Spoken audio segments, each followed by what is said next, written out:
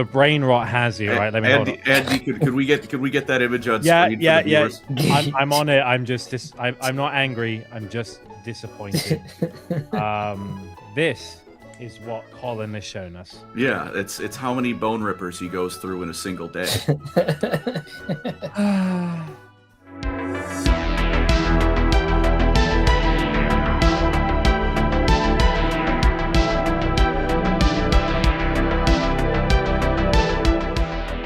Hello, ladies and gentlemen, boys and girls. Welcome back to LoreCrimes. Hello, hello, hello. We do not have Hal. Hal is being sociable. He's dead. He gone. And old. I can't. Again, one of these days we're gonna find out someone isn't here last minute because something horrible happened. Remember Reach. Remember Hal. Reach. Remember Hal. But today, but with the three of us, we're doing coverage on a bit of a skloopy loopy, a gooby wooby, a cheeky breaky. Colin, what are we talking about today? The one and only Grey Seer Thanquil, the funniest of the funny rat men, you know, and I might even go so far as to say Warhammer's best character ever, because look, you can have characters who go through amazing arcs, trials and tribulations, struggle hard, the writing is phenomenal, it's just well written across the board. Or you can immediately just like 2 seconds into the Minecraft world hit diamonds right away, and it's just nothing but peak. And Thanquil is number 2. Does he grow as a character? No. Is he a good character? Very. Is he just awful? Yeah, but you know what? He's peak. He's so peak. That's it. I'm sorry. Like, absolute cinema. Absolute phenomenal cinema. I have an image I need to find so I can just make both of you very angry, but I can still talk while I do that. Don't worry. This is I can multitask perfectly fine here. Okay. But so let me just ask you folks though. How familiar are you with Thanquil? I've read like 4 Gotrek and Felix books, so I know that he knows ball. All right. At the very least, there's never a Thanquil moment that's unenjoyable. No, that's kind of why I love him. There's never a moment he's not just fun to read. But Andy, what about you? I've seen Ratatouille. Okay. And I've heard about you making comments about this fella and how he is a gooby wooby and a bit of a comic relief silly billy. So I'm intrigued to hear more. But that's the extent of my information. Okay. Hey, you have the vibes. Like, you're pretty spot on for that. I will be providing this image in our Discord for your enjoyment. That's what I was desperately looking for. 6-7. The brain rot has you, right? Let me hold on. Andy, could we get that image on Yeah, screen? yeah, for the yeah. viewers? I'm on it. I'm not angry. I'm just disappointed. So this is not the one. This is what Colin has shown us. Yeah, it's how many bone rippers he goes through in a single day. Well, with that all said and done, Colin, I have no insight into this topic other than the occasional cameo he's made in a Gotrek and Felix. Before we start this discussion, does Thanquil have books or is he a side character? He has books. He has his own omnibus. Okay. Which is 3, oddly 3 books. I know by the standards of some characters in Warhammer, he's practically starving. But that's like being handed, 3 piles of, pure undiluted gold. 100% purity, 24 karat, gem alert, everyone here. Is he perhaps in the most Warhammer books? He's got to be up there because there's like 40 freaking Gotrek and Felix books. If you include him in those just by number, then obviously he's, second to Gotrek and Felix because he isn't in all of them. He'd be up there though. Like he's at least like Gotrek and Felix are still number one because they just didn't stop cranking those out. And usually with even Primarchs in the Heresy, there'll be like 3 books where they like in a row where they won't show up. So I think Gotrek and Felix are still the most, I think, covered characters. Yeah, but understandable. Thanquil's, if he's not second place, like he's fighting for the spot. Second place, I feel, is vaguely nebulous because it's like him, 50 Space Marines and Primarchs, like Iaphes Kane and Gaunt and them are all fighting for who's got second place. But he's around, like, and even some of his appearances in Gotrek and Felix are pretty short. He's been around though. He's around. Fair. Very nice. So, but without further ado, gentlemen, how about we get into the swing of things? Yes, please. So we're going to start with his origins, and there's not too much. He didn't come from humble beginnings because, as a Grey Seer, that means he was born with gray fur and little nubby horns, which in Skaven society means you are a wizard, and they're going to make sure you get the closest thing to like a get out of jail free card in Skaven society, where he only needs to worry about other Grey Seers and Grey Seer acolytes stabbing him in the back, as opposed to everyone ever trying to stab him in the back, So by Skaven standards, you could argue he was born to an almost life of luxury. This is Skaven standards, mind you. He's still fighting for every penny because Grey Seer apprentices are not Grey Seers. They're still treated like pawns, just, only by Grey Seers and other important people. Yeah, so he's starting off pretty all right, though. He was a apprentice to a Skaven Grey Seer named Sleekit. All Grey Seer apprentices are, eventually, like, they get shacked up with a Grey Seer proper. And because there can only ever be 169 Grey Seers at a time, 13 times 13, you need to wait for the slot to open before you can become a Grey Seer. The Skaven being the Skaven, the slot usually opens when a Grey Seer apprentice decides it's time to become a Grey Seer, and it'd be very convenient if you got out of the way. I gotta be honest, I didn't realize that the Skaven were capable of having, I guess, like a scholarship, or what would you describe? Like they have teachers, they have mentors, they have like routines of learning. I thought they'd just be too busy with being selfish. They do. They're incredibly selfish in these, like the master is usually like, say, the Grey Seer has some ritual he wants to practice, right? It is being practiced, admittedly, probably on a Skaven slave, but the dangerous parts of the ritual that if things go wrong might make someone blow up, the apprentice can have fun with those. And then, of course, the master will get the credit and the power from it. It's still abusive, but it's like, it's just productive enough. Can't emphasize that enough, that yes, they are teaching things, if only because having Grey Seer, because you don't need to take your master's spot. Like a Grey Seer can get another Grey Seer killed, put his apprentice in that guy's spot, and kind of hold it over him. It is still purely selfish all the way down. They just, manage to be productive with it. Make no mistake, this is not a charity case. So yes, but in Thanquil's case, yes, he played a part in getting his master killed, took his staff and amulet, and he was a Grey Seer then, because it tends to work on if you killed the previous guy, yeah, you probably deserve his spot. So there's his origins. And now in between then and Gotrek and Felix, because he is introduced in Gotrek and Felix, there's not too much you can to say on it.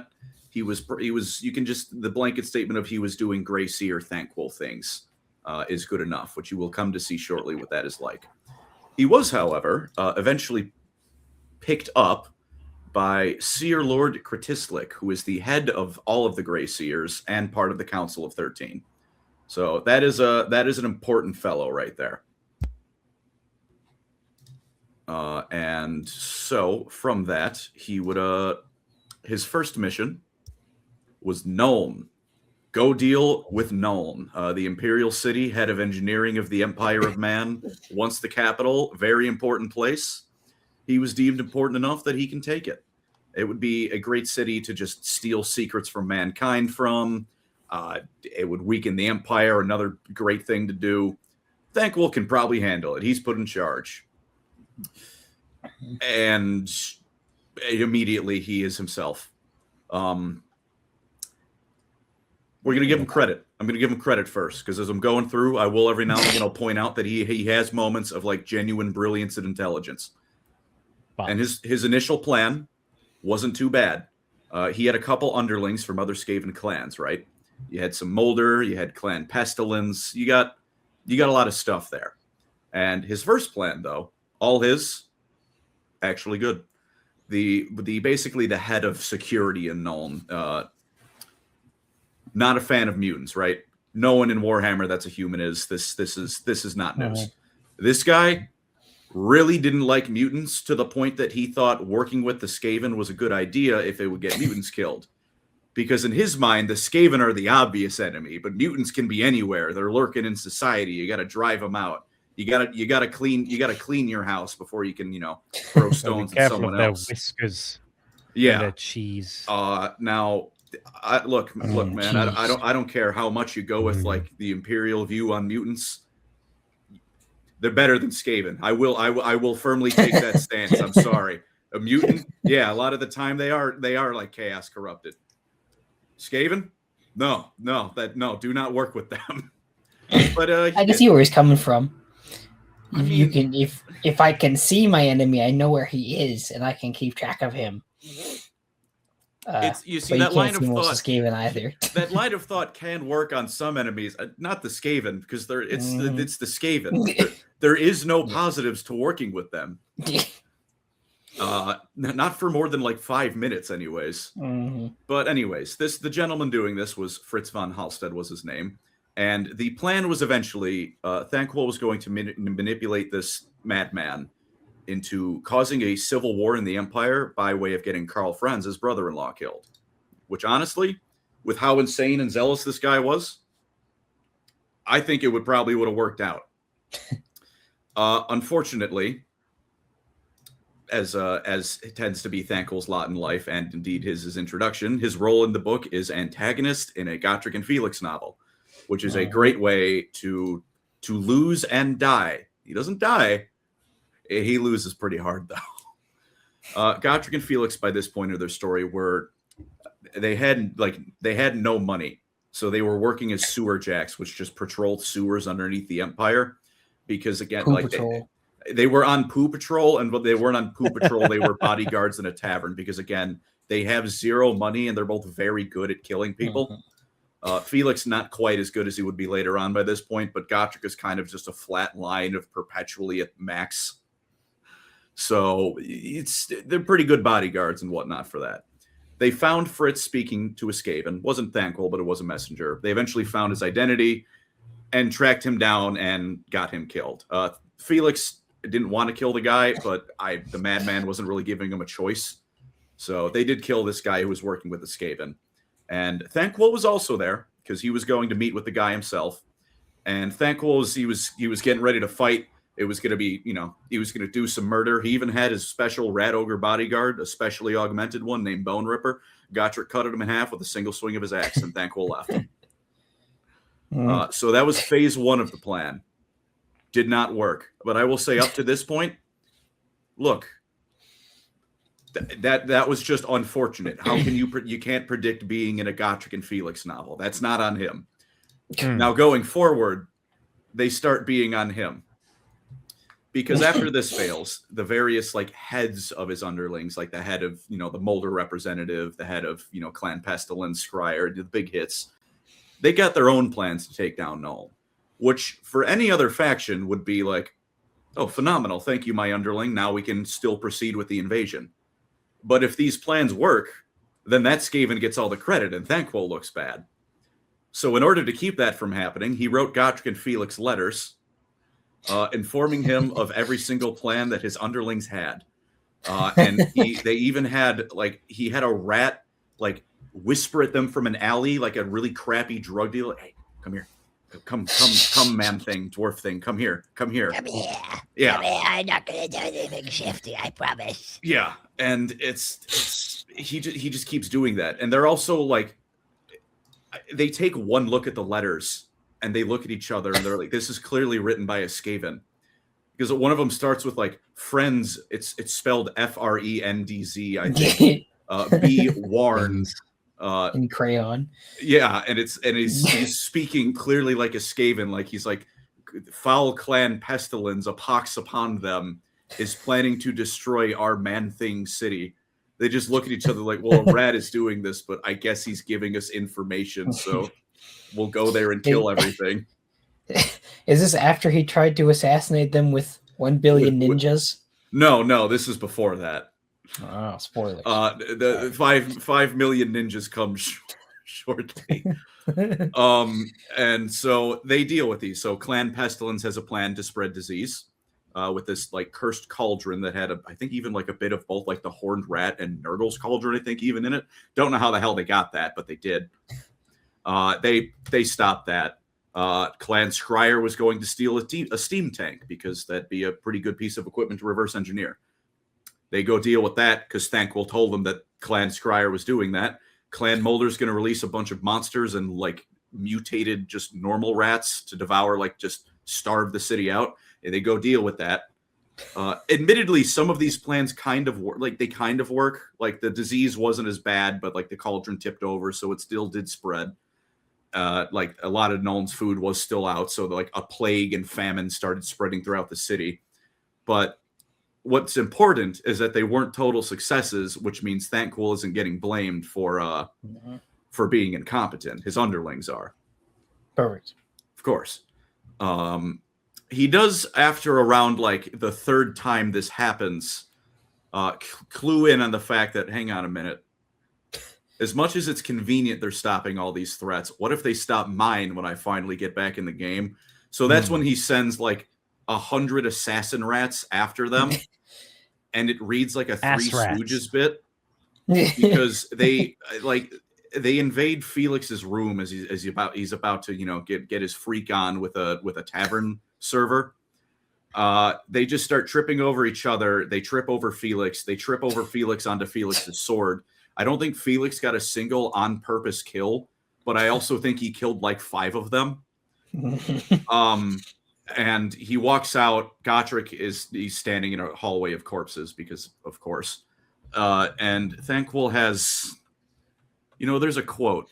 There's a quote about Thanquil that I feel by this point, it encapsulates him. The plan was not going well.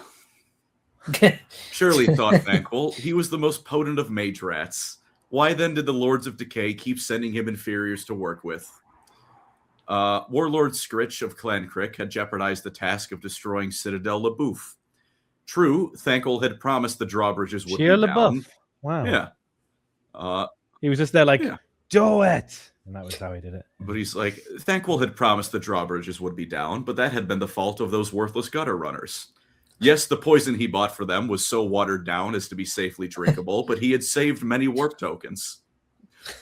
The fool assassin, and of course, should have already slain the manling he was after. Of course, Thanquil had reassigned the assassin to kill several Skaven upstart in his own ranks, a mission from which the Clannish agent had never returned. Such failures can only be devious sabotage. But who thought Thanquil would dare match wits with so mighty a personage as himself? The hidden foe must be dangerous indeed. So that was for a different event, but by this point, you can kind of start seeing how that's an apt quote for everything in his life. Because his favorite habit is shooting himself in the foot. So we come to the end of the book, though, and despite it being mostly failures, Thanquil does nothing if not fail upwards. So it's time for the final attack. He's still got enough assassins under him. He's still got most of the Skaven fort, like half. Let's go with half. And Nuln's in a bad state. So while the Nuln nobility are having a ball, it's the perfect time to strike. Because all of the heads of everything are, held up. It's the perfect time to strike. They're all gathered. You can kill them all in one fell swoop. So while the Skaven army rises up across Nuln and starts burning things down, Gotrek, or not Gotrek, pardon me, Thanquil and some Skaven assassins sneak into the ball, which, spoiler alert, it don't go so hot. You're going to be hearing some variation of that phrase quite frequently today. What ends up happening is the assassin he first sends, the first guy to get in, he has to climb up through the toilets, by the way, so the Skaven's covered in shit. It's a costume party, apparently. And the Skaven people just think he has this really good costume. So no one takes the assassin seriously in their midst because they think it's a cosplayer. And because he just keeps getting jostled in the crowd, he just starts eating and gets drunk. When Thanquil finally shows up, he believes he teleports in. Or no, he also sneaks in. He teleports out later. But when he gets in, everyone initially thinks he also has a costume. He also thinks the assassin rat is wearing a costume, and so obliterates him on the spot with magic for daring to impersonate a glorious Skaven. And it is admittedly like to shreds, like not even shreds. It's a pile of ash on the ground. Like it's a very powerful spell, just dusted. And then the second stage of his plan is to tell all of the heads of Nuln nobility to surrender. They tell him no. He doesn't know what to do. Okay. He didn't plan for anyone saying no. And then Gotrek and Felix show up, so then it's time for him to scurry on out of here, I believe. That was when he teleports away. And that is the opening act of Thanquil. Wow. Good book. Good book. So, but we go to his book now, his first book. No, pardon me, not quite yet. I am skipping ahead. We go to the next Gotrek and Felix book where he shows up. This is not a good look for Thanquil. Pretty much all of the Skaven forces sent were destroyed. Most of his underlings were killed. One of them got away, which means he's going to politely inform everyone how Thanquil's an idiot and cost them Nuln. And also he's down a whole lot of money and influence because of that. So he knows if he goes back to Skaven Blight immediately, the Skaven Council of 13 are going to be like, hey man, what happened there? What happened? What's up? And then probably murder him. So with what money he has left, he gathers a reasonable Skaven force of a mere few hundred rats and investigates this dwarf outpost in the middle of nowhere. In his mind, completely unrelated to anything that had previously happened, because he just happened to find it. He correctly assumes, we'll give him credit again here, that this is the middle of nowhere in like a fairly dangerous part of the world. What are they doing here? So he does himself some spying and almost immediately shits his pants. He squirts the musk of fear. That happens very frequently when the Skaven are involved, especially him. Because he sees, of course, a blonde man with a red cape and a long sword. And he puts two and two together and realizes that means the 4-foot-tall blender mohawked maniac is also probably nearby.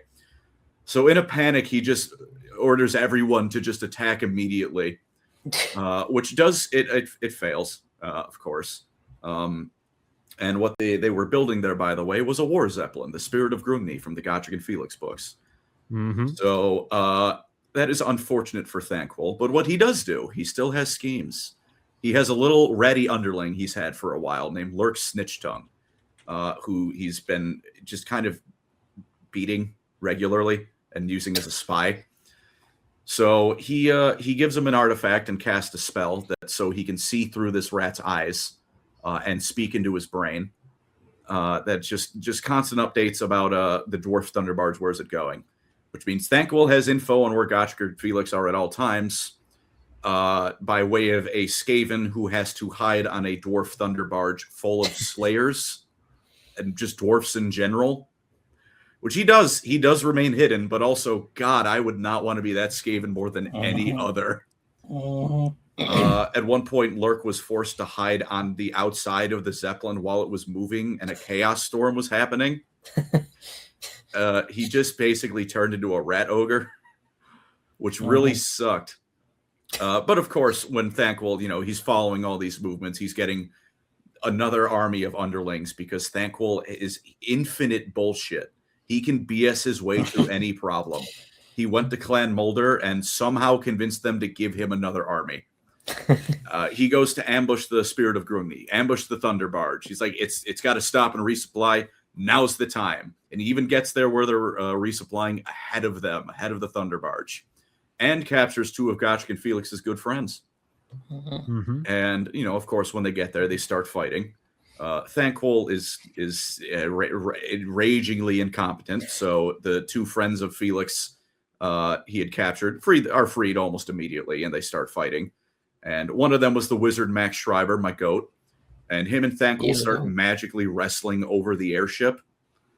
And I did kind of, you know, I haven't talked about it too much yet. It briefly said, like, when he atomized the guy, he's an absurdly powerful wizard. Mm-hmm. Like, he's wrestling a war blimp out of the sky against, like, one of the Empire's strongest wizards. Question: what's a war blimp? You ever play Battlefield 1? Yeah. You know the Zeppelins? Okay. It's the Hindenburg. It's the Hindenburg, but metal. Well, more metal. It's like one of those Caradron Overlord blimp things that you see. Okay.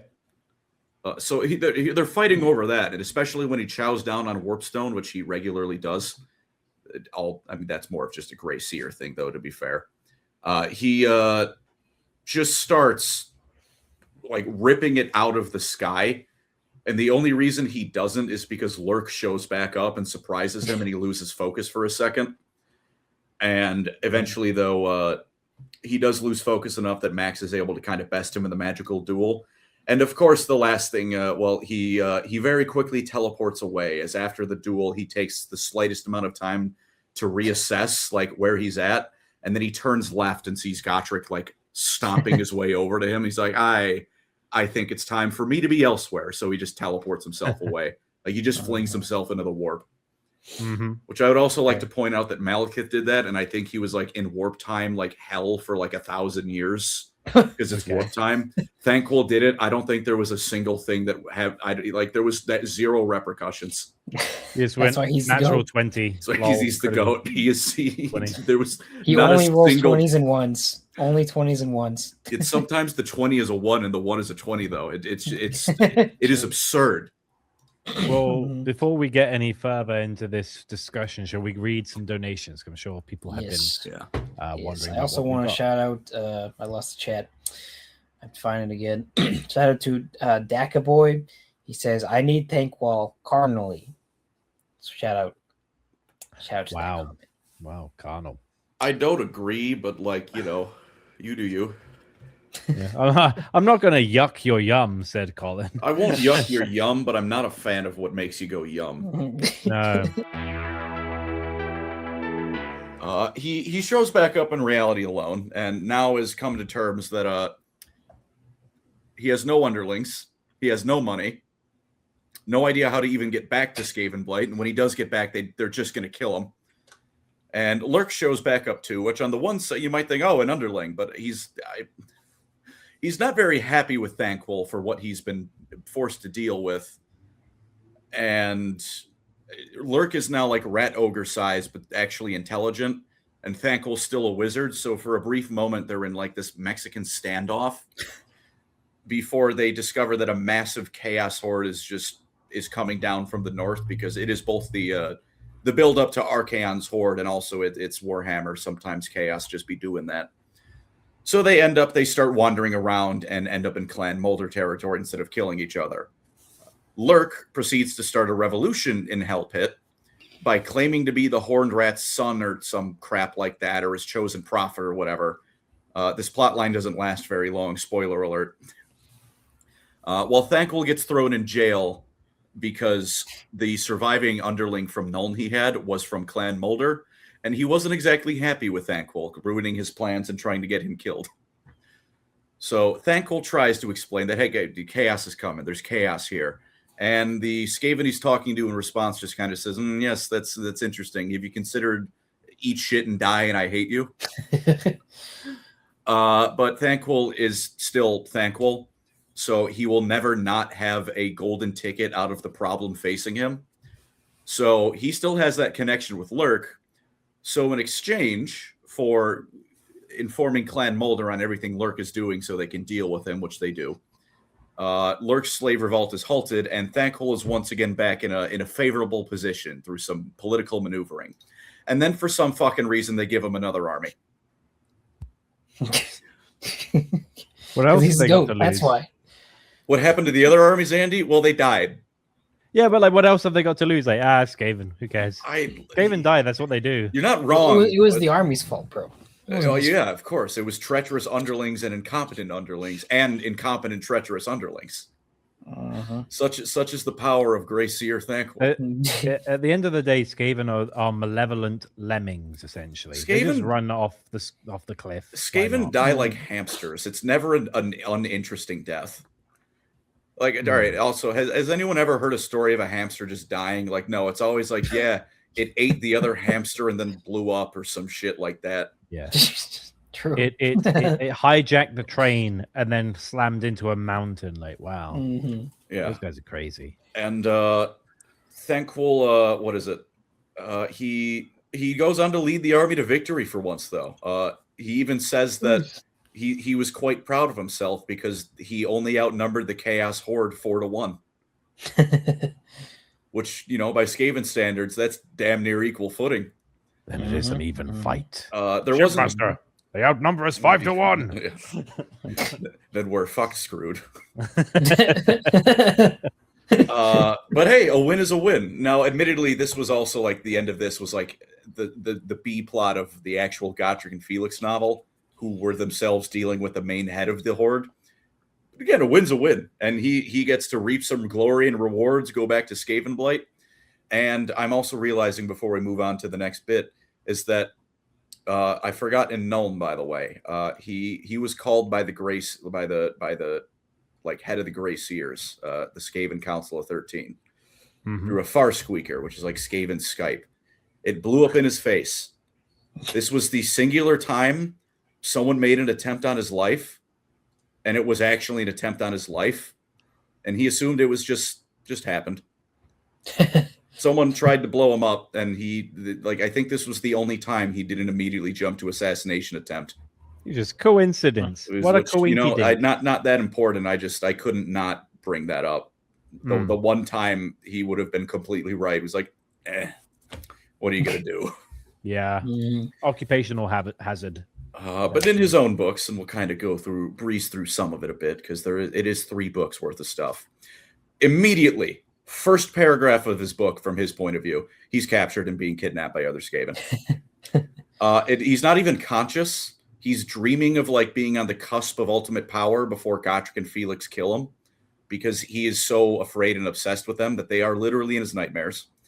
And when he wakes up, he's tied to a pole and, of course, immediately starts blaming other people for why he's being kidnapped by Skaven.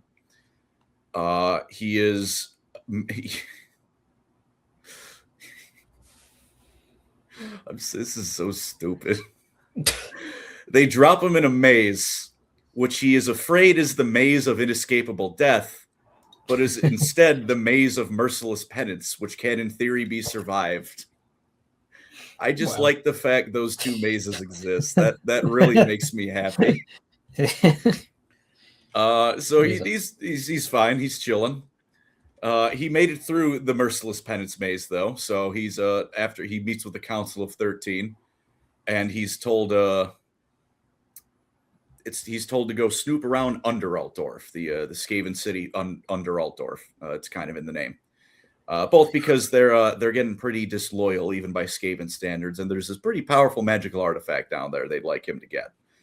On the way there, he kicks a Skaven boat captain in the face who's taking him there for basically no reason.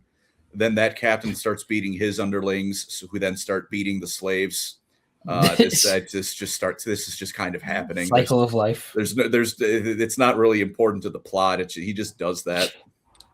Meanwhile, Space Marines in the Space Wolves books are like, oh, Fenrisian boat captain, I will give you so many iron ingots for your... Oh, don't worry about the big snake creature. Thanquil. I'm going to punch you. Thanquil just kicks you in the ribs.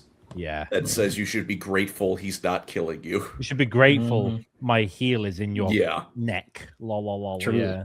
True. And... now's a good time to briefly mention that if you are not Thanquil in his books, they are horror stories. Case in point, the artifact he's looking for it's called the Wormstone. It's like this weird, especially corruptive warpstone that if a Skaven touches it, they just turn into slugs and make worms, and the worms infect people with more worm disease. And if a human touches it, they become violently ill for a few days before they then dissolve into sludge and worms. Worms. This is just something that's here and just like spreading throughout Altdorf. This is just here. And then we go back to Skaven Thanquil time, and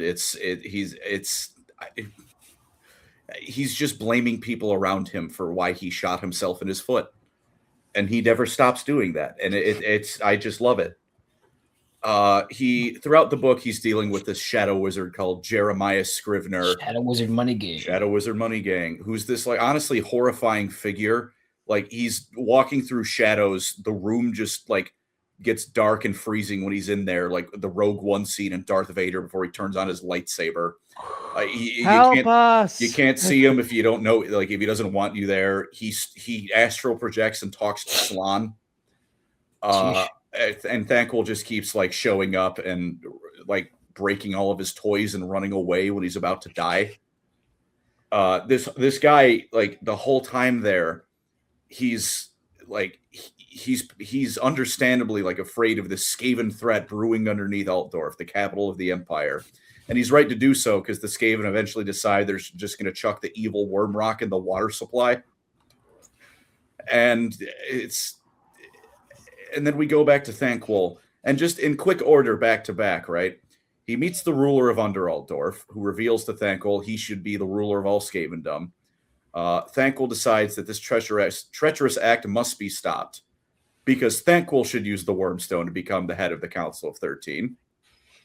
And then he does a line of Warp Crack. And then he does Warp Snuff, which is not Warpstone, it's Warpstone Runoff, which I think is actually just crack. Like no magic involved. He's just doing that. And I'm about to chase the dragon. Yes. Yeah. Oh, he's riding the dragon. And just over the course of the book, he makes like 50 different alliances with like a Clan Eshin representative there. Some other clans like are just random important Skaven and merchants, and then backstab them or lies to them and promises to backstab the first guy on behalf of the second guy, and then you're not going to believe the deal he makes with the third guy. And then by the time you get to the last guy, he's so weak that it doesn't matter if he's like aware of what you're doing, because he's the lowest of the food chain, so you'll just gank him anyway. Yeah. See, you'd think so, but Thanquil goes up the chain of who he's making promises to. Oh, okay. He promises to progressively more powerful people that he won't betray them and will work with them. And then if someone more powerful comes along, and you're not going to believe, again, what he does. There's another Bone Ripper at this point. It has 3 arms now. It dies. I will give it credit. It fights this horrific like Clan Pestilence worm monster. Like, this is why I said these books are horror stories, because we get little like points of view of the human creatures every now and again. You ever either you two see Cloverfield? No. I know of it. Do you remember like the trailer bits where it's just like destruction? You get like a little frame of like the monster very briefly. Yeah. For the human characters, it's like a smaller version of that rampaging through their streets. From Thanquil's end, he watches his pet beat the shit out of this thing, die in front of him, and he does thank it. Bone Ripper's like the one being he has any positive feelings towards. He still hits it over the head regularly. Well, I say them over the head regularly. He has the Pyro from TF2 delusion, where he's just seeing everything as like, he's not seeing it as candy floss and flowers, but he still acts that way. He's just like, I'm having such a good day. Also, that thing was chasing him because he pissed off Lord Skrulk, which, for reference, for those of you who don't know, is like the Clan Pestilence special character. Pisses him off. Doesn't functionally affect him at all. So we come to the climactic final battle. Thanquil's fighting his rival Skaven. All of the Skaven involved here are fighting that Shadow Wizard and his like ragtag army of agents he has. I just want to, going into this fight, by the way, this is why I said Thanquil does have his moments of brilliance. You know how there's, the joke Batman with prep time, you just can't beat him? Thanquil spent like 2 pages just going around different like Skaven merchants in Altdorf. He bought every single like magical trinket, good luck charm you can think of. And in the final battle, he's just throwing out scrolls and pendants and charms. Just crap. It's like that page of Moon Knight where it's like random bullshit, go. Yeah. So it's just like random explosions happening across like Altdorf's water supply, like the lake underneath it. Again, from the Shadowmancer's perspective, this is a horrifyingly powerful Gray Seer, like countering every trick he has, always just out of reach, seeming like dancing across the battlefield. Thanquil's perspective, it's like a nonstop string of racial epithets and crapping his pants and being afraid. Is it from Team America? It's like the shit has hit the fan. Goes splat, but it's not just a splat. It's like a torrent. It's like a wave, and all the people are like, oh no, why does he just keeps summoning things and throwing charms at us? When will it end? He's like, never.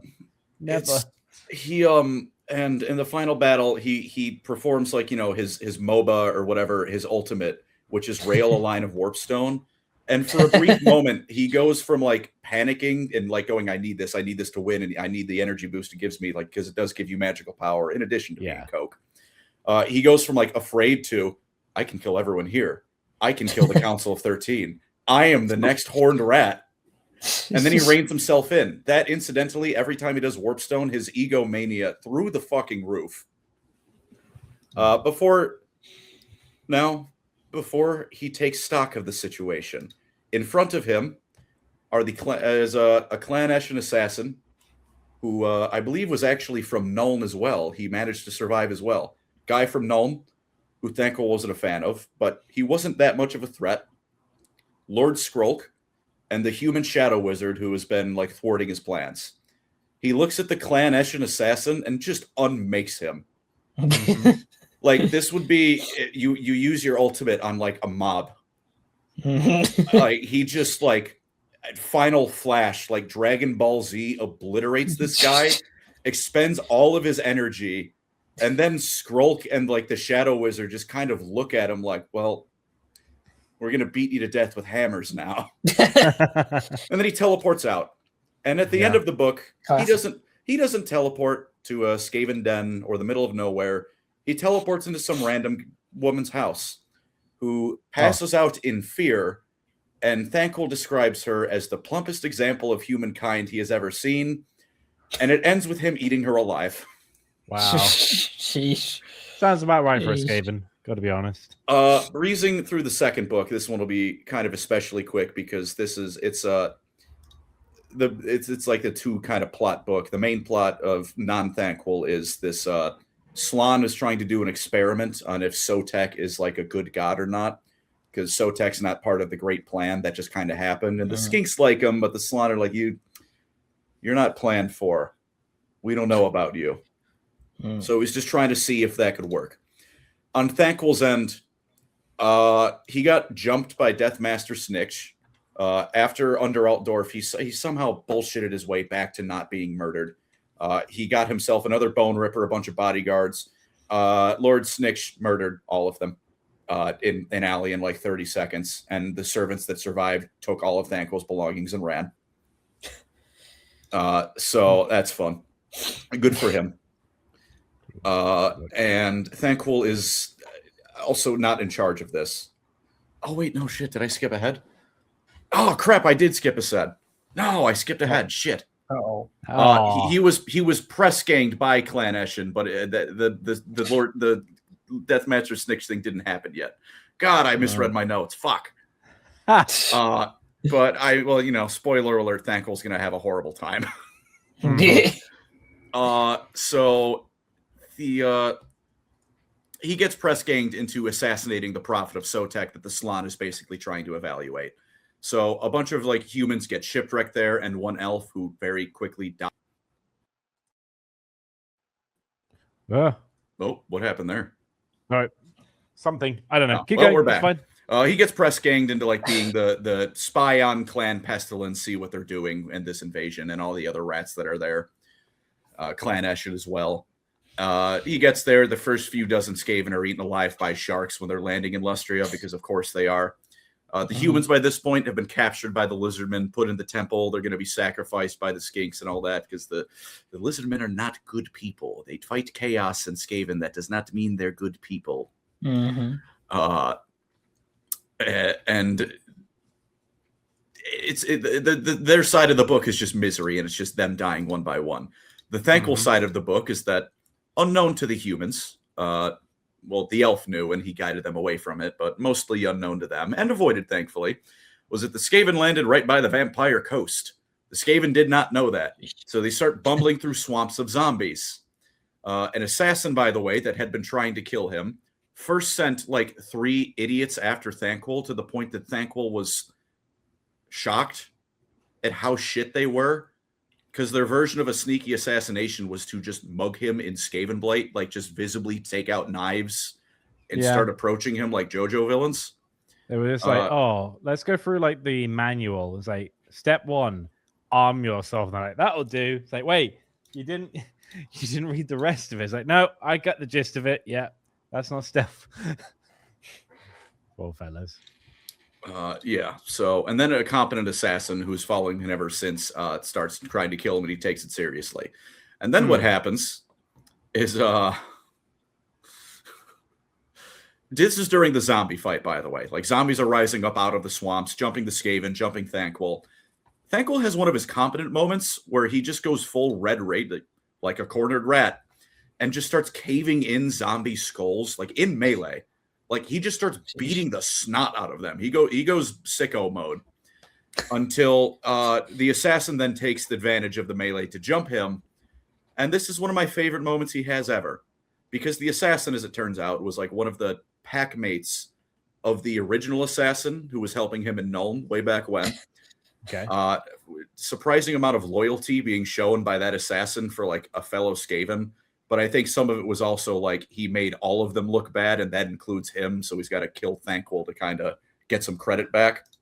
Okay. Either way, the assassin jumps him, which Thanquil manages to trip and push back into the swamp. And he has a moment of contemplation. He thinks about this. He was jumped by a Skaven assassin who had previously sent other rats to kill him earlier. He pauses. He thinks, I know who this rat is. I know who to blame for it. Blames the entirely wrong guy. Blames the head of the expedition, who has zero to do with any of this.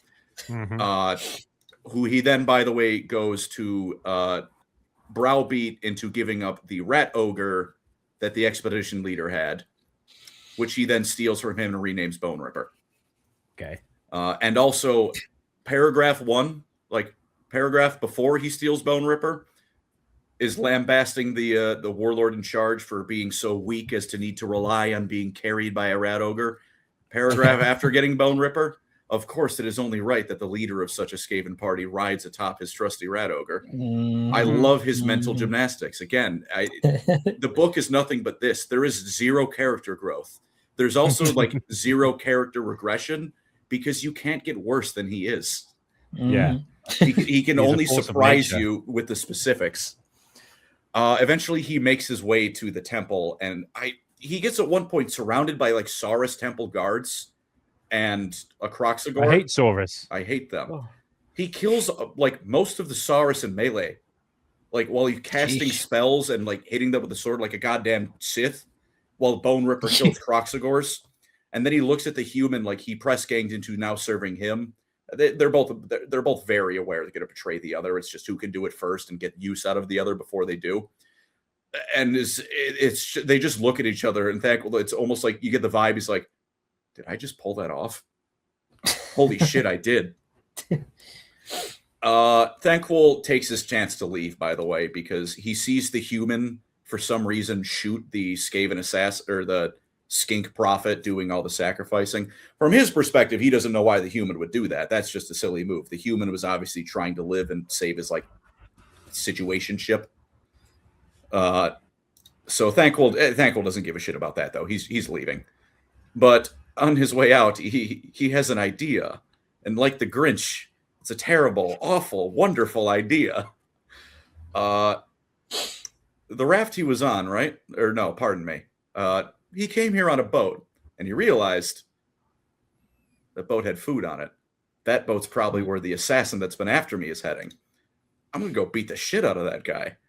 And he does. He goes back to the boat that Skaven arrived in, looks up and realized that, oh, hey, someone already killed the Skaven, the guy I was after. He celebrates for a minute, and then he kind of thinks and is like, who did that? Wait a minute, who did that? And then zombies start attacking him because they are zombies. It's kind of the point. They're hard to kill. Mm-hmm. Bone Ripper and him start going nuts. Thanquil lights one of them on fire. As you do. Bad idea on a wooden boat. Even worse idea because the fireball blasted him into what he thought was the powder keg storage. So he leaps off the boat. He has just enough time to swim far away and think to himself, maybe I didn't need to jump off the boat, and then it blows up. And the last thing from Thanquil's point of view is he climbed on a raft that had some water on it, not much food, before a Kentucky Fried Bone Ripper crawls onto the raft, sadly looks at Thanquil, and for the second book in a row, we end with him eating someone alive. Oh, you can't end a book without him eating someone alive. That's just not right. And the end of the book, by the way, is from the perspective of a Slan who, it should be known, this Slan at least views the world in like mathematical equations, right? They're like the Great Plan and other lizardmen. They need to discover the math of the Great Plan, but they know it's very clear-cut math. How like a Saurus is going to act, very simple math. Humans, they're a little bit variable. They can surprise you, but they act pretty predictably, selfishly or something, stuff like that. You can figure it out. Yeah. They hate the Skaven because they ruin all their stuff. And you can't really predict what they're going to do next because, they're going to act selfishly, but they're also stupid and evil. So you don't know where that's going to go. So they hate Skaven more than demons. He looks at Thanquil when he could have just like nuked him from orbit with Lizardman magic. Instead goes, no, I'm going to boost him back to the old world. I'm going to give him favorable winds and make sure the ocean is calm. Because he did the math and saw that if he lets Thanquil live, far more damage will come to Skaven society than if he just kills him on the spot. God bless. Nice. And the end of his trilogy, it's called Thanquil's Doom. Spoiler alert, it's lying to you. The title is lying to you. This is the third book. All right, before we start the third book, should we do a few more donations? Yeah. I guess really just a little side tangent to get back on track. The rules of how like things in Warhammer work are very loosey-goosey, right? Like it is how it is. That's what happens when you've got a 40-year plus old like pair of settings with dozens of different authors over the years. Now, any rules you might think of, they don't apply here. They don't apply to Thanquil. The warp is incredibly dangerous, and carelessly harnessing the winds of magic will blow you up, unless you are Gracie or Thanquil. If you are surrounded by enemies who are better armed, equipped, and trained than you, you're probably going to die. You can do that in tabletop math. You can do that in the lore. That's usually how that works. Not if you are Gracie or Thanquil. When you lose a dozen armies in a row with nothing to show for it, you usually aren't given a 13th army. Unless, of course, you're Gracie or Thanquil. Then they give you another army because they think it's funny. But anyways, Thanquil's Doom. So it starts off, the Slan from earlier is talking to that Shadowmancer from earlier about how Thanquil's going to be a huge problem for a dwarf hold that wizard has an agent in. So the Jeremias, he warns his agent, and the dwarves start this like mad dash to keep the Skaven out of the hold because that's just a reasonable thing to not want Skaven in your house. There's this radical, rather dwarf who's he's a pretty chill dude, but he's a dwarf. So he's inventing new things that are they're like steampunk machine gun turrets, which is kick ass. But that's the B plot. We're not here for that asshole. We want Thanquil. He starts the book in just a real shithole of a settlement. Even by Skaven standards, this place sucks.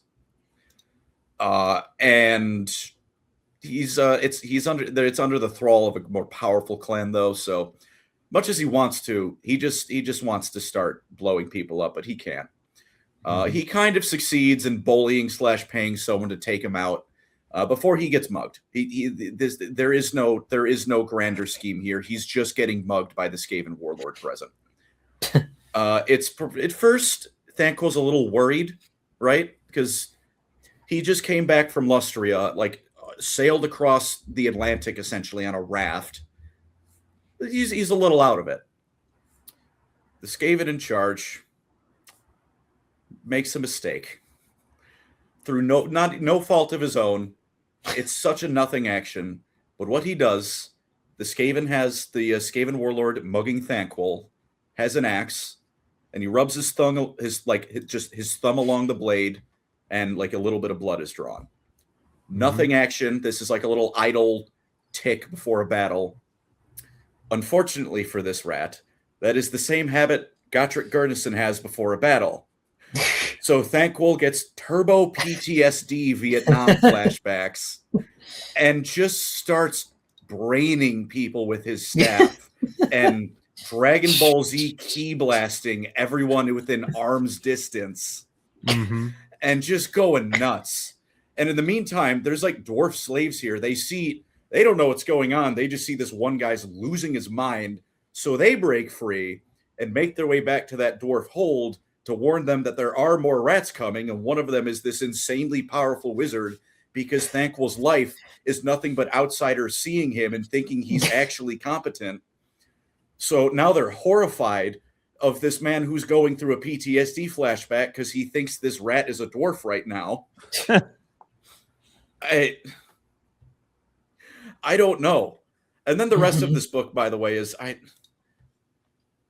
have you ever read like a poorly written story or a poorly written movie where like the author's favorite bestest main character meets everyone, like every important like they meet all the important people and all the important people love them and are their best friend. This book is the reverse of that.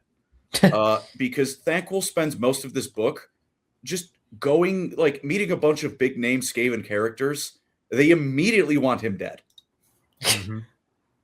So this is where that Deathmaster Snitch thing happens, where he gets mugged. Not mugged, he gets like all of his followers' stuff. Like he goes down an alley, showing legitimate intelligence, because the last time he just walked openly through the streets was when that assassin tried to kill him with crowd crush and bozo rats. So he's like, I'm going down the alley. I got my servants. I got a bunch of really good bodyguards. Deathmaster Snitch kills all of them. And then the surviving servants steal all of Thanquil's money and leave. And he was so confused because Snitch tells him to say nothing about his involvement in like that whole Lustria affair. And he's just confused. Like, not even Skaven confused, where he's like, how can I spin this to my advantage and or get out alive? Or what is the plot here? Like, he genuinely has, but I did have breakfast today. Like, almost word for word, he says, but I did kill the prophet of Sotek. Because he had a good idea. The alley plan was smart, but he lives in the uncanny valley of, like, idiocy. So he just can't, he doesn't understand. And then he gets kidnapped again. Immediately after this, he's kidnapped again to the Council of 13. Who, again, he's crapping his pants because he's always on, like, right below, like, death row here. And now they're using him to kind of assist in breaking into this dwarf hold. They're doing that, but also for their own schemes for this other sacred artifact of Skavendom. And then the party they send him with also gets ambushed by more Skaven, where, by the way, Thanquil very bravely uses a clan rat as a human shield, but then runs away instead because the clan rat gets shot and like a bowling ball sized cannon hole blows his chest open. So he's like, I'm going to leave. And it turns out Icket Claw is here, the Skaven who, for reference, is the guy with nukes in Total Warhammer. He's here with a bunch of space marine rats. And Thanquil, after this ambush, has like an inverse Caiaphas Cain moment, I like to think of it as, because he scurries out of his hiding place and everyone's still alive, even the ambushers look at him like, how? Like, because from their perspective, they lit him on fire with magical warp fire and shot him a bunch, and he's just fine. But in Thanquil's mind, it's because his legend has grown so much that all who see him just bow before him on principle. Because he's so fucking stupid, but he keeps BSing his way it's great. It's peak. It's so good. Mm-hmm. Immediately after this, though, he tries to showboat, only to be shut down. Because by this point, the Skaven, what is it? He had been given a gift bribe. It is called a gift bribe, which is Bone Ripper 1, but kind of resurrected. It's not alive, but it's like puppeted by Clan Scryer engineering, so it moves and does things. It's not alive, but it kind of is, because it's a marionette. Thanquil kind of possesses it a little. It's weird. It's Skaven. It doesn't make sense. Don't think about it is the answer. They don't know how it works. And he says that he didn't allow. He was like, I knew that you were trying to actually totally kill me, which is why I said Bone Ripper, don't kill them. And then Ickettclaw laughs at him and says that it can't attack members of Clan Scryer. And then for the next, 2 chapters, he just keeps pissing off Ickettclaw more and more because Ickettclaw has this big tarp and he keeps just trying to, look under it. He starts just obviously, what do you go? What's in here? And then he tries to be sneaky about it, but he's still just looking, lifting it. And Ickett keeps dude, stop. He's just quit it. It's equal parts. Don't ruin my plan. And also you're being really annoying right now. Yeah. As it turns out, he had a Doom Sphere, which is, of course, the Skaven nuke, nice. Which Thanquil manages to stop it from blowing. He doesn't manage to stop it from blowing up. He kind of stops it, and then a bunch of dwarfs end up stopping it from blowing up. The reason, by the way, Ickettclaw brought it here was to blow up both Skaven Blight and this dwarf hold. All of the dwarf holds, actually, at once. Because he wanted to prove he could build a bomb that could do that. That's it. Fair. I don't believe I misread. I didn't skip any pages. From my understanding, he just did that because he wanted to make Big Boom. Funny, he said. he did the Clash Royale he ha, and then he blew up. Yeah. And the ending here is Thanquil at his best. The reason the Council of 13 in his second kidnapping of the day sent him there was for a mummified paw of this terrible Skaven seer lord who supposedly became a vermin lord, right? And with it, you could summon this seer lord, vermin lord, into the mortal world, right? Thanquil, he had one of his good days. He was on point today. He finds it, and a gray seer he was forced to travel with went mad with power the moment he grabbed this, the mummified paw. And Thanquil was like, all right, look, I know, in a moment of almost self-reflection, he's like, I know we gray seers, sometimes we like our power trips, but this is excessive even for us. Which, if Thanquil is saying that, you are off your rocker. You have gone you've gone in past 3 deep ends by this point. So, but he mostly just kind of holds on to it and uses it to make threats, because everyone who knows it was like, oh, God, oh, you got that? Oh. Now, towards the end of the book, Thanquil had been running away from the Ickettclaw situation. He runs, Eli, he runs into Queek Headtaker. Huge. Clan Moors is just here now because we need Thanquil to meet more Skaven characters who hate him. Queek immediately tries to kill him, which Thanquil says, this is rat heresy. I'm a gray seer. The horned rat won't like this. Queek has one of the coolest lines ever. I'll give him credit. He says that Queek has given many heads to the horned rat, so the horned rat won't mind Queek killing just one gray seer. Which, you know ball, Queek. My apologies. I was not familiar with your game.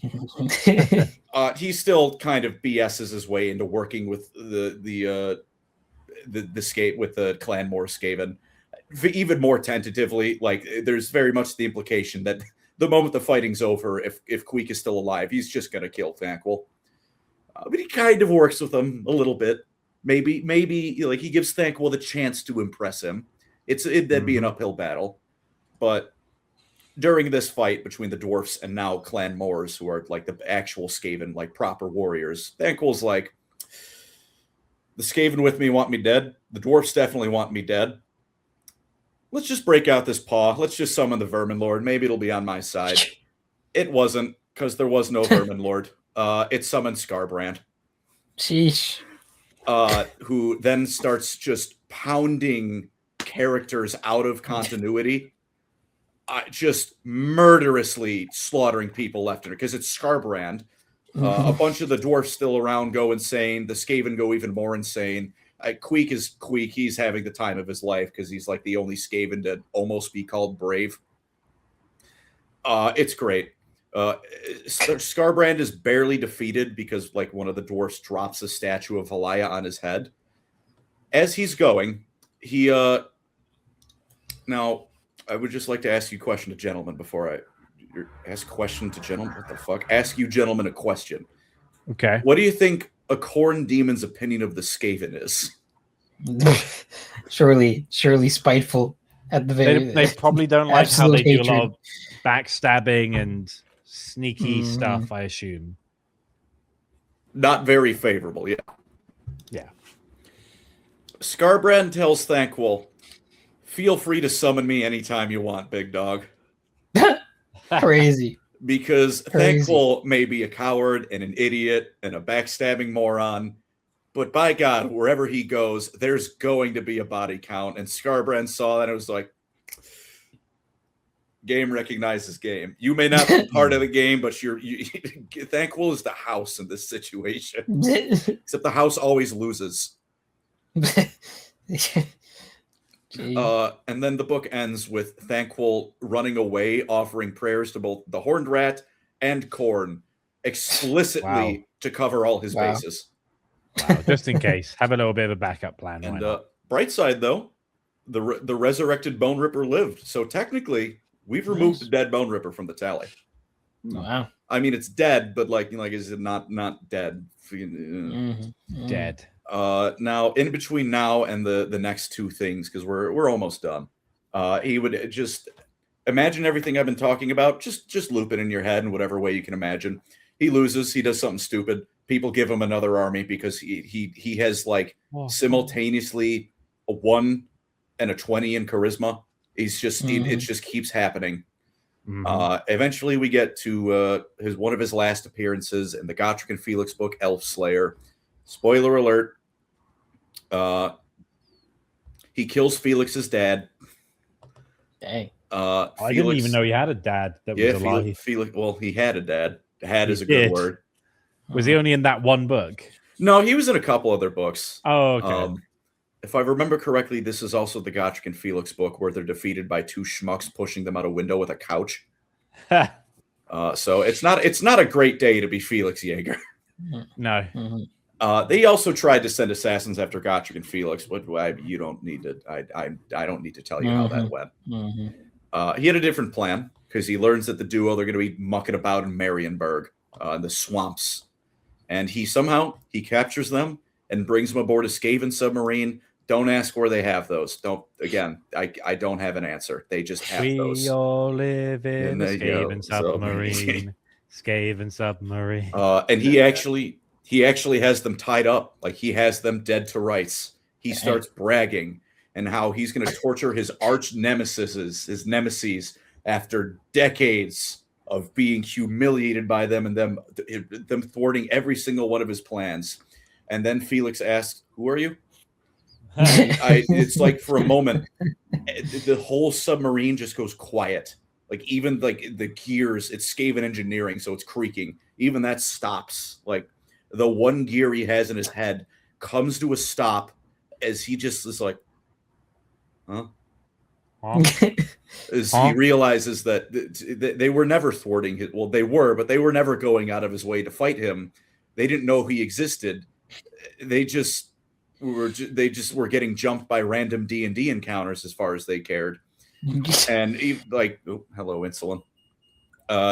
Even Gotrek, Felix asked them like, "We don't know this guy, right?" And then Gotrek is dwarf, so they all look the same to me. And Thanquil just kind of broke. Yeah. And because he spent so much time showboating and not immediately murdering them, they break out. And also he was trying to capture an artifact they were after as well. So again, he could have just killed them and maybe gotten the artifact. Instead, he gets 0 Gotrek and Felix corpses and 0 artifact. and also the submarine sinks. He got his hand cut off as well. And again, all of his forces are dead. This is a running theme. But that's okay, because apparently his hand regenerates. His amulet just lets him do that. And as always, this setback was just a temporary problem on his way to ultimate victory. And he was so right. He was so unbelievably right on that point. He's so right. I hate it. I love it. Because during the end times, he was part of the Skaven force that destroyed the region of Tylea, and actually did well enough, or took the credit well enough, that he reached the height of his power. Like, he was actually just right this time. He was on top. The Seer Lord, meanwhile, his mentor, was accused of being a real idiot by pretty much every Skaven of import ever. And then the Horned Rat himself showed up, ate the Seer Lord, and Thanquil was put in charge of the invasion of Nuln, like he did all those years ago, and he did it. He just succeeded. Good job, man. You did it. And after this, the Horned Rat, he looked down on him and said that Thanquil is my top guy. You are the one who will lead all of Skavendom. And aside from the Horned Rat, Thanquil was now the head of the Council of 13. Of all Skaven, he was even gifted a new and improved Bone Ripper from the Horned Rat's greatest greater demon. He forged an alliance with Archaon, dragged Skavenblight into the warp, and he did it. Oh, Eli is gone. Oh, well, he'll come back. There he is. What happened there, Eli? Japan. Oh, Eli, how much? I was just trying to turn down the brightness on my laptop, and I pressed F5 and to refresh the page. No.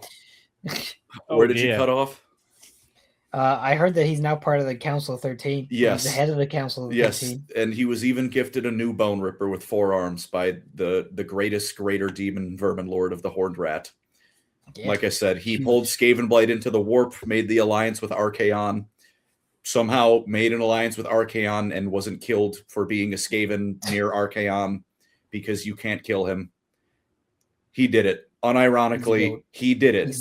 He achieved the ultimate power he wanted. Like there is no caveats for it this time. There's no immediate loss following it up. He won the end times. And then where is he in Age of Sigmar? Did he survive?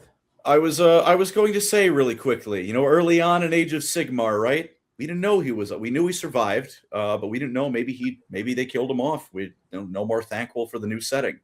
We did learn, however, about a figure known as the Grey Lord, who commands these powerful figures. He rules from the shadows and is greatly cunning.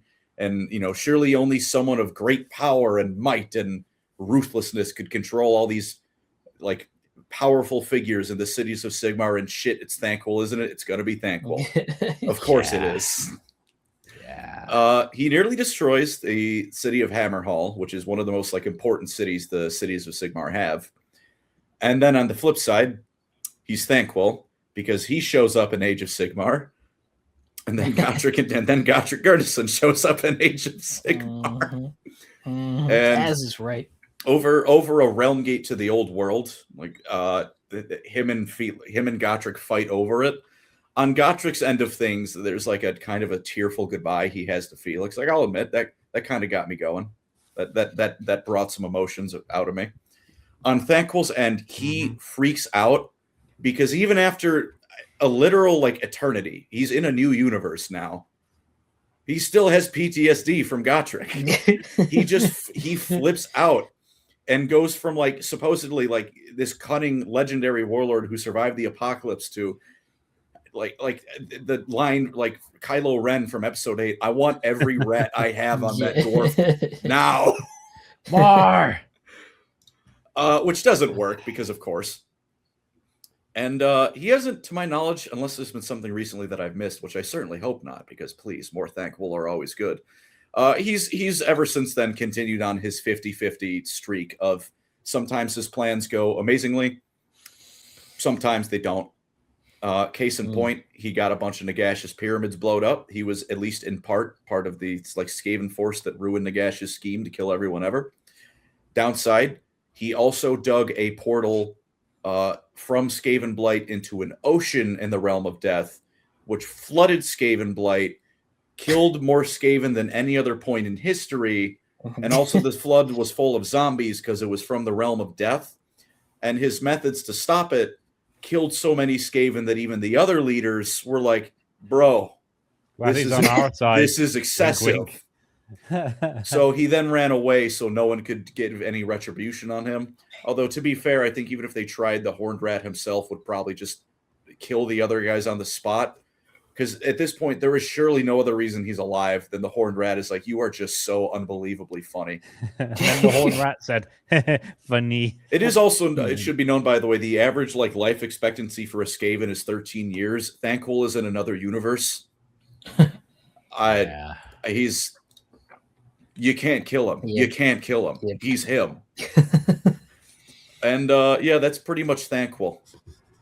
Bone Ripper, nice. Whack smack this guy thing's nutballs. And I'm assuming, did he get any appearances in Total Warhammer? Not yet, but one of any of them. The fourth of the 5 End Times book is called Thanquil, and I know they're doing the End Time stuff now. So I have zero insider knowledge, but I'm going to make what I think is a safe assumption and say Thanquil's probably coming. And also, if he doesn't come, I will not make threats of violence on stream. But I will be very sad if there is no Thanquil in Total Warhammer officially. That would make me sad, especially because, I mean, look, you've got lore-accurate reasons why, like, if he dies, he lives. Bone Ripper died and he ran away. Yeah, you can never lose if you lose an army. Like, you're playing Thanquil in a tabletop match, you never lose. You just don't win. Your inevitable victory. Your inevitable victory is merely pushed a little bit down the line. Nice. Wow. So yeah, he's not one of them. Not one of the 3 games. That's strange. No, he's such a popular character.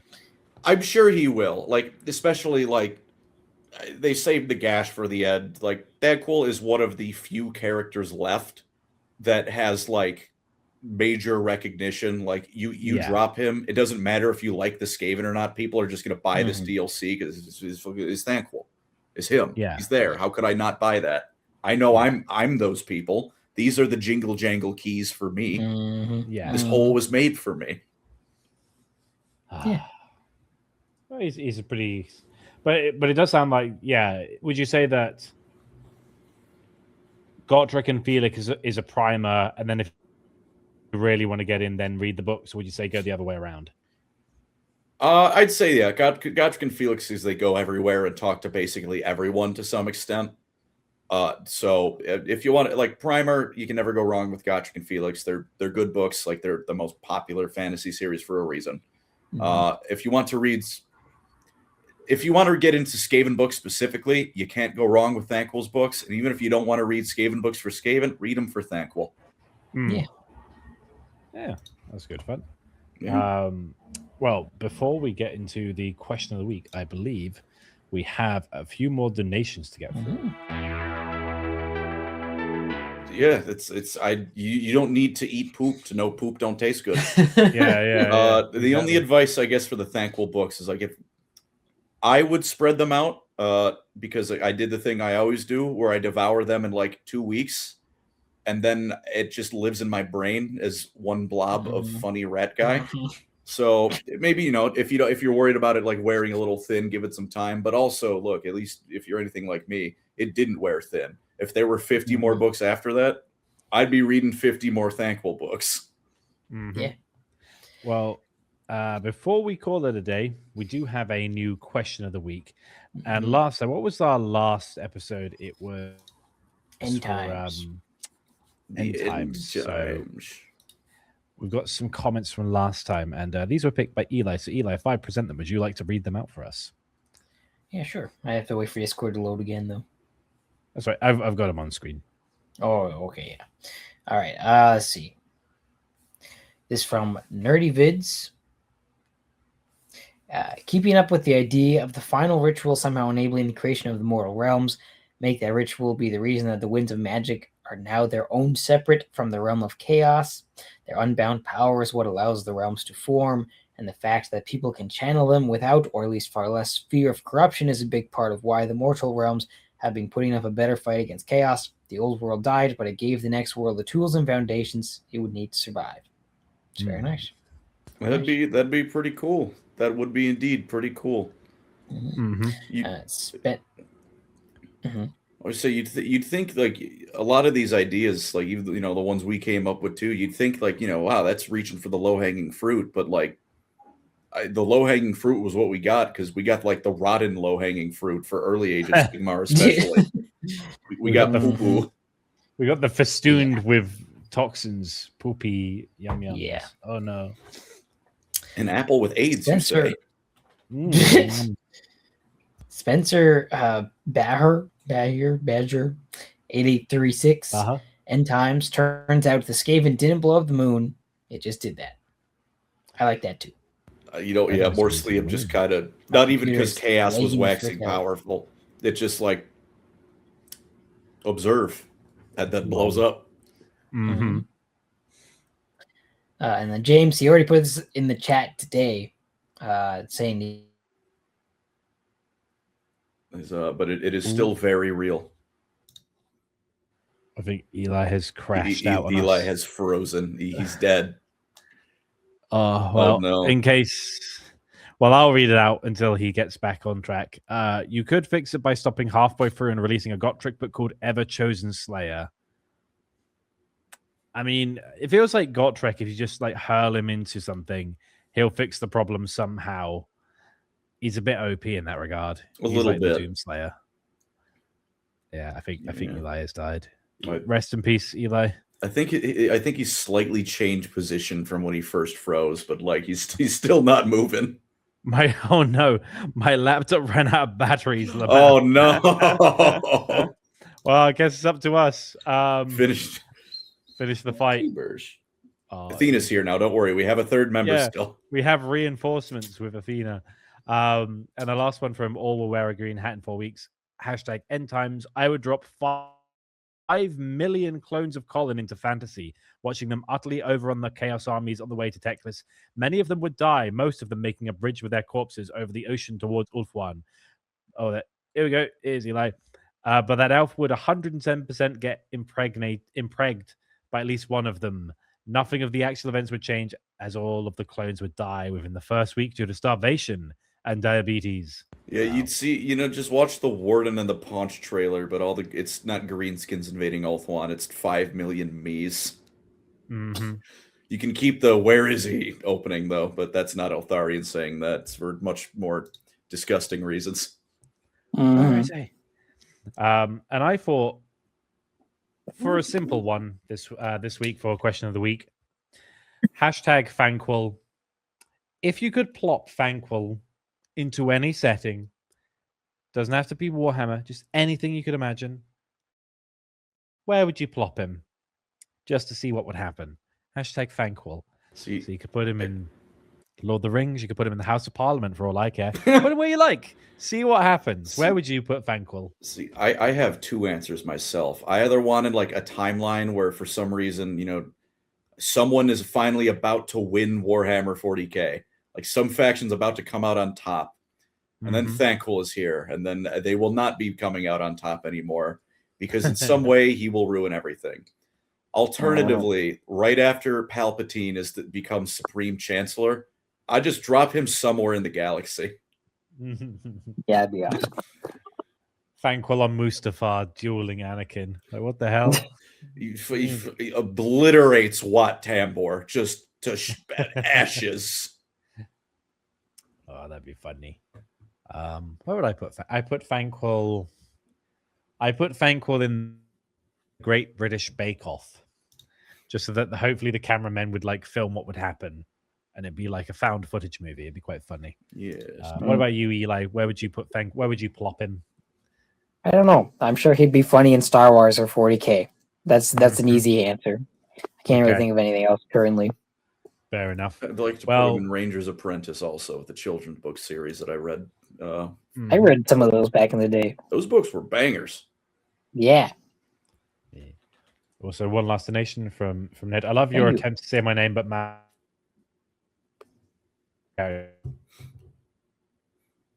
Uh-oh. Now Andy's frozen. Andy did. Well, Andy, you froze. I'm back. He lives. Eli very briefly became like a tech abomination for a second. Where he was all like pixely.